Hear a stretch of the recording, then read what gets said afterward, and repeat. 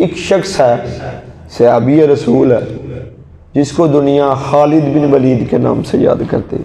सुभान अल्लाह, आपके नाम पर आना चाहिए। ये वो शख्स है कि ये ज़िंदगी में इस्लाम की खातर जिस मैदान में भी उतरा, अल्लाह ने इसको फतह दिला दी। ये फतह जब होकर आया, लेकिन इसको मैदान जंग में शहादत नसीब नहीं हुई। अब क्या मतलब है इसका? खालिद बिन वलीद का मुकाम थोड़ा, क्यों शहीद नहीं हुए? फरमाते हैं, आपकी कब्र पर लिखा हुआ, आप फरमाते हैं कि मौत तो डर ना लियो, शाला बुज़दला कदी नींद ना आवे। आप फरमाते शाला बुज़दला कदी नींद ना आवे। फरमाते हैं मौत से डरने वालों को खालिद का पैगाम सुना दो कि ये मौत ही खुद जिंदगी की हिफाजत करती है, जब तक के वक्त इंसान का मुकर्रर नहीं।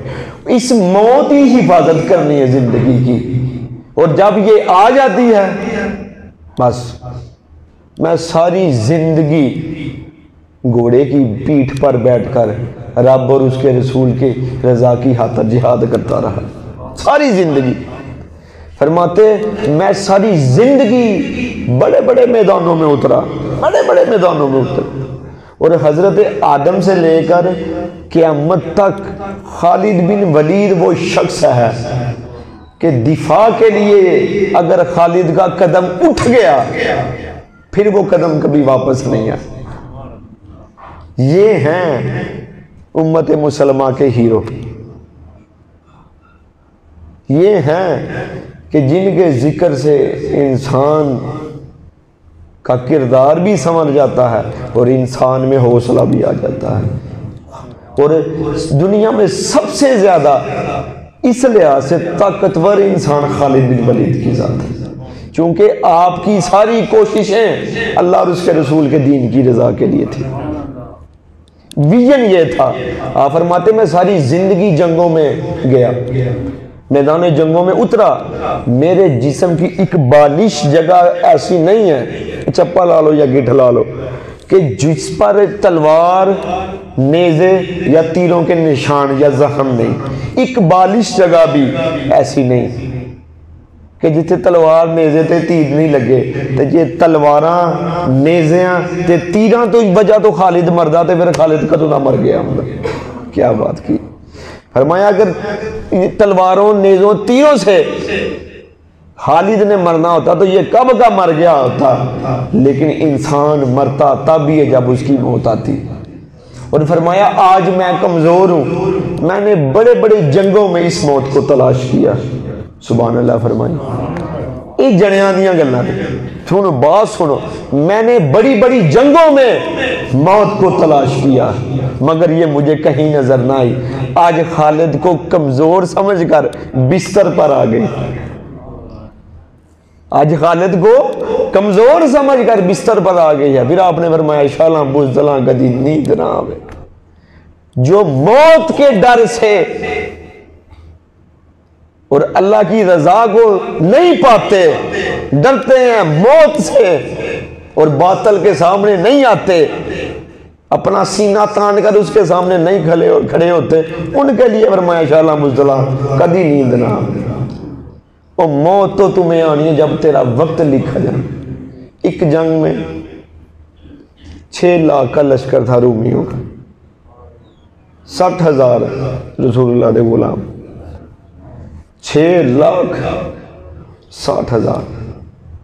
तो जंग ऐसे हुआ करती कि जंगों में अक्सर जो जंगों की सिपा सलार हैं वो आगे बढ़ते, इस तरह से वो आते, इस तरह से ये जाते, घोड़ों के सारा आपस में इकट्ठे होते और फिर गुफ्तगू करते, मामला करते। तो जब ये लश्कर आमने सामने आए ना, तो खालिद बिन वलीद अपने लश्कर से अपने घोड़े को लेकर आगे आए। तो रूमी समझने लगे लगता है माफ़ी मांगना आ गए, लगता है कि माफ़ी मांगने आ गए।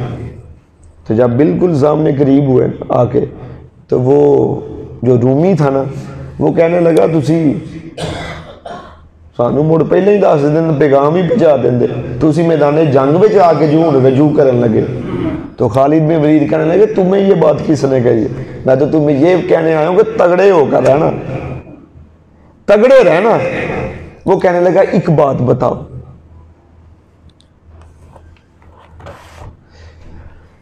जो असल बहादुर शख्स है ना, एक तो यह धोखा नहीं देता, दूसरा हमने सुना वो झूठ नहीं बोलता, और ये सिफात मुसलमानों में पाई जाती हैं। तो खालिद तुम मेरे करीब आ, बिल्कुल घोड़ों से घोड़े मिला, तो तुझे मैं समझता हूँ कि तू तलवार नहीं मुझ पर चलाएगा, यानी धोखा नहीं देगा, तो जो मैं पूछूंगा सच कहे।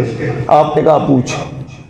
वो कहने लगा कि हमने सुना है कि एक अल्लाह की कोई तलवार आसमानों से नीचे आई और फिर उसको रसूलुल्लाह ने, आपके नबी ने, आपके अकीदे के मुताबिक उसको पकड़ा और फिर वो तुम्हें दी, इसलिए खालिद सैफु मिन सयूफुल्लाह। हजूर फरमाया खालिद अल्लाह की तलवारों में से एक तलवार है। हाय हाय क्या, तो इस तरह मिली तुम्हें तलवार? फरमाया नहीं। उसने कहा झूठ नहीं बोलना? फरमाया नहीं। तो फरमाया फिर तुम्हें अल्लाह की तलवार क्यों कहते हैं? आपने फरमाया ये मेरे आका मौला की जुबान तो अल्फाज निकले, ये तो मेरे आका मौला की जुबान से अल्फाज निकले कि खालिद सयूफु सैफुल्लाह, खालिद अल्लाह की तलवारों में से एक तलवार है। फिर वो कहने लगा, रूमी 6 लाख बंदा पीछे खड़ा, रूमी कहने लगा अगर उस नबी का कलमा मैं पढ़ लवा तो फिर की बनेगा? तो खालिद बिन वलीद फरमाने लगे फिर तू तो मैं बराबर हो जा। आए हाय, फिर तू तो मैं बराबर हो गए।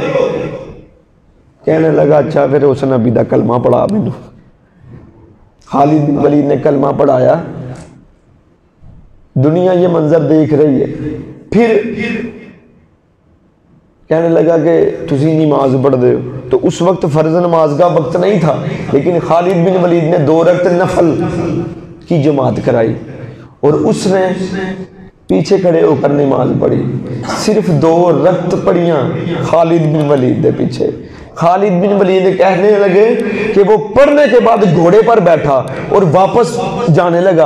और मैं कहा ठहरते सही। उसने कहा जो कलमा जो पढ़ लिया थे हूं इधरों पहला शख्स लड़न मैं जावांगा अपनी फौज के साथ। ये है सिपा सालार, वो सिपा सालार। अल्लाह ऐसा सिपा सालार हमें भी अता फरमा जिदे पीछे 2 रकत नफल अदा कीते। इतनी वो 2 मिनट पहले तो काफर सी, 2 मिनट पहले काफर था, सिर्फ मोहम्मद अरबी का कलमा पड़ा है, दिल में तौहीद और रिसालत का नूर भरा गया। कहने लगा हूं पहला तो मैं जावांगा ना। तलवार हाथ में पकड़ी और जाते ही लश्कर में शहीद हो गया। और शहीद हो जाना बहुत ज्यादा आगे। मुसलमान के लिए ये रोजा है, रोजा समझो। अगर ते रोजा खुल गया तो जंग जीत गए, ते जे रोजा ना खुले रोजे विच ही मौत आ जाए फिर भी दर्जात बुलंद। तो ये तो एक रोजे की मानत है मुसलमान के लिए। तो जब वो कलमा पढ़ा 2 रकत नफल अदा किए, फर्ज नमाज नहीं पढ़ी हले, ते उस शख्स एक भी फर्ज नमाज नहीं पढ़ी। कोई कलमा, कलमे तो बाद कोई चिल्ला, कोई वजीफा, कोई दरस, कोई चटाई, कोई लोटा, कोई तस्बीह, कोई शहादत च नहीं। मुहम्मद अरबी दा गुलाम बनन दा हक अदा कर छड़िया।